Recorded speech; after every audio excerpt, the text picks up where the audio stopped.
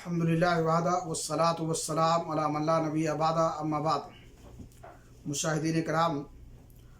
اللہ رب العالمین نے اپنے بندوں کو دعا کرنے کا حکم دیا ہے اور دعا کرنے کے کچھ آداب بھی بتائے ہیں۔ اگر انسان دعا کے آداب کو ملحوظ رکھتے ہوئے اللہ رب العالمین سے دعائیں کرے تو اللہ تعالیٰ اس کی دعا قبول فرماتا ہے اور اسے رد نہیں کرتا ہے۔ دعا کے آداب میں ایک عظیم ادب یہ ہے کہ انسان دعا کرنے سے پہلے اللہ رب العالمین کی حمد و ثنا بیان کرے اور اللہ کے نبی جناب محمد الرسول اللہ صلی اللہ علیہ وسلم پر درود بھیجے۔ قرآن کریم اور حدیث میں جتنی بھی دعائیں وارد ہیں ان میں اکثر کی ابتدا جو ہے اللہ کے حمد و ثنا سے ہوئی ہے، اس لیے دعا سے پہلے اللہ کی حمد و ثنا بیان کرنی چاہیے۔ سورہ فاتحہ جو قرآن کریم کی عظیم سورہ ہے، اس میں بھی اللہ رب العالمین نے دعا کا ذکر کیا ہے، لیکن دعا سے پہلے اللہ کی حمد و ثنا ہے اور اس کی تعریف ہے۔ صحیح مسلم شریف کی روایت ہے، اللہ کے نبی جناب محمد الرسول اللہ صلی اللہ علیہ وسلم نے فرمایا، قال اللہ رب العالمین نے فرمایا، قسمت الصلاۃ بینی و بین عبدی نصفین، میں نے سورہ فاتحہ کو اپنے اور اپنے بندوں کے درمیان آدھا آدھا تقسیم کر دیا ہے۔ فَإِذَا قَالَ الْعَبْدُ الْحَمْدُ لِلَّهِ رَبِّ الْعَالَمِينَ قَالَ اللَّهُ حَمِدَنِي عَبْدِي، تو بندہ جب الحمدللہ رب العالمین کہتا ہے تو اللہ تعالیٰ کہتا ہے کہ بندے نے میری تعریف کی اور مجھ سے محبت کرتے ہوئے میرے جلال اور میری تعظیم کا اعتراف کرتے ہوئے مجھ سے میری تعریف کیا اس نے۔ وَإِذَا قَالَ الرحمن الرحیم، اور بندہ جب کہتا ہے الرحمن الرحیم تو اللہ تعالیٰ فرماتا ہے، اثنا علی عبدی، میرے بندے نے میری تعریف میں مبالغہ کیا اور خوب میری تعریف کی۔ وَإِذَا قَالَ مالک یوم الدین، اور بندہ جب مالک یوم الدین کہتا ہے، قال اللہ تعالی مجدنی عبدی، تو اللہ رب العالمین فرماتا ہے کہ میرے بندے نے میرے تمام امور کو میرے حوالے کیا اور میری عظمت کا اعتراف کرتے ہوئے میری تعریف کی اور اس بات کا اقرار کیا کہ اللہ رب العالمین سب کچھ عطا کرنے والا ہے اور وہی دینے والا ہے اور وہ سب سے مستغنی اور بے نیاز ہے اور ہم سب اس کے محتاج ہیں اور اس کے فقیر ہیں۔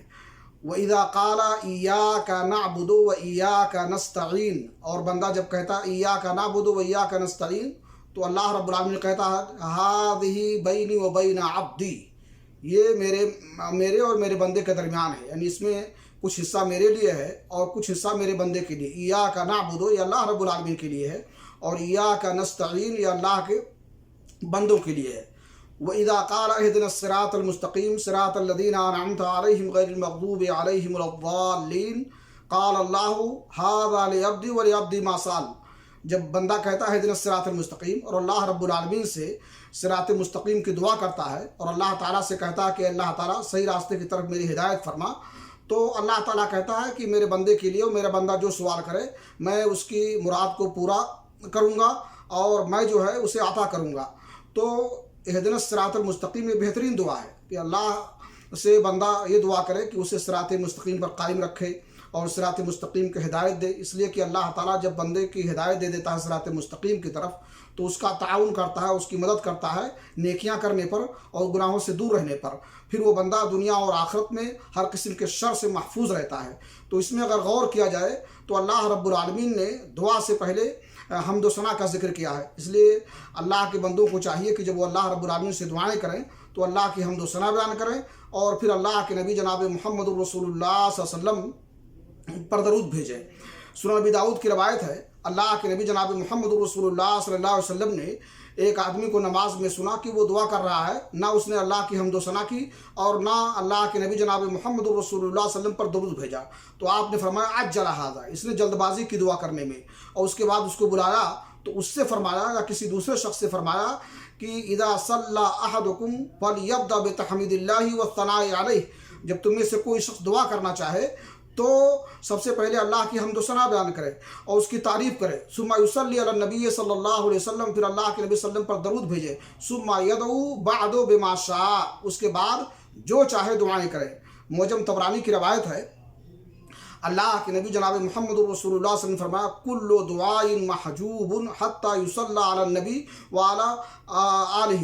کہ ہر دعا جو ہے رکی رہتی ہے، وہ قبول نہیں ہوتی ہے جب تک کہ محمد رسول اللہ صلی اللہ علیہ وسلم اور آپ کے آل پر درود نہ بھیجائے۔ اس لیے دعا کرنے والوں کو چاہیے کہ دعا سے قبل، دعا سے پہلے اللہ رب العالمین کی حمد و ثنا بیان کرے اور اللہ کے نبی جناب محمد رسول اللہ صلی اللہ علیہ وسلم پر درود بھیجے۔ درود ابتدا میں بھیجے، یا ابتدا میں بھی اور آخر میں بھی، یا ابتدا میں اور بیچ میں اور آخر میں، تینوں مراتب اس کے ہیں۔ اس کے بعد دعا کے آداب میں سے ایک ادب یہ بھی ہے کہ انسان آسانی اور پریشانی دونوں حالتوں میں اللہ رب العالمین سے دعائیں کرے۔ بہت سارے لوگ ہوتے ہیں جب کسی مصیبت میں پھنستے ہیں، کوئی پریشانی آتی ہے، کسی آفت کے شکار ہوتے ہیں، تو اللہ رب العالمین سے اپنا تعلق استوار کرتے ہیں اور اللہ سے خوب لمبی چوڑی دعائیں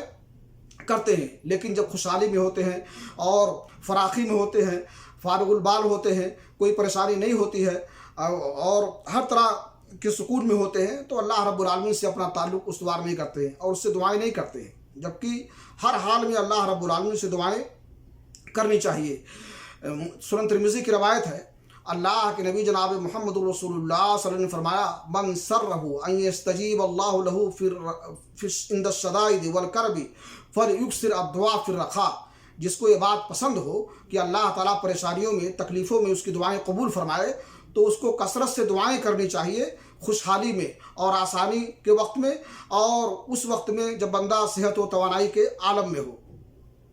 اللہ رب العالمین کے نیک بندے وہ ہوتے ہیں جو ہر حالت میں اللہ رب العالمین سے اپنا تعلق استوار کرتے ہیں اور خوشحالی میں، بدحالی میں ہر وقت اللہ رب العالمین سے دعائیں کرتے رہتے ہیں، اسے پکارتے رہتے ہیں۔ اس لیے حدیث پاک میں آتا ہے تعرف الی اللہ فی الرخاء یعرفک فی الشدہ، اللہ رب العالمین کو تم پہچانو خوشحالی میں تو اللہ رب العالمین پریشانی میں تم کو پہچانے گا، اور جب خوشحالی میں اللہ رب العالمین سے دعائیں کیے ہوگے تو اللہ رب العالمین بدحالی میں کی ہوئی دعائیں قبول فرمائے گا اور تمہیں پریشانیوں سے نجات دے گا۔ اللہ رب العالمین نے قرآن کریم میں یونس علیہ السلام اور ان کی دعا کا ذکر کیا ہے اور اس کی قبولیت کا ذکر کرتے ہوئے اللہ رب العالمین نے فرمایا ہے فلولا انه كان من المسبحين للبث في بطنه الى يوم يبعثون، اگر وہ ہمارے ان بندوں میں سے نہ ہوتے جو اللہ کی تسبیح پڑھنے والے ہوتے ہیں اور اللہ کی تسبیح خواں ہوتے ہیں، تو اس مچھلی کے پیٹ میں وہ لوگوں کے مرنے کے بعد دوبارہ اٹھائے جانے تک باقی رہتے، یعنی قیامت تک اس میں باقی رہتے۔ تو یونس علیہ السلام اللہ رب العالمین سے خوشحالی میں بھی دعائیں کرتے تھے اور اللہ کی تسبیح پڑھتے تھے، اس لیے اللہ رب العالمین نے بدحالی میں ان کا خیال کیا اور پریشانی سے ان کو نجات دیا۔ اللہ رب العالمین سے دعا ہے کہ اللہ تعالیٰ ہمیں توفیق بخشے کہ ہم اللہ رب العالمین سے دعائیں کریں اور دعا کے جو آداب ہیں ان کو بھی مرحوظ رکھیں۔ تقبل یا رب العالمین، وصلی اللہ نبینا محمد وعلی آلہ وصحبہ اجمعین۔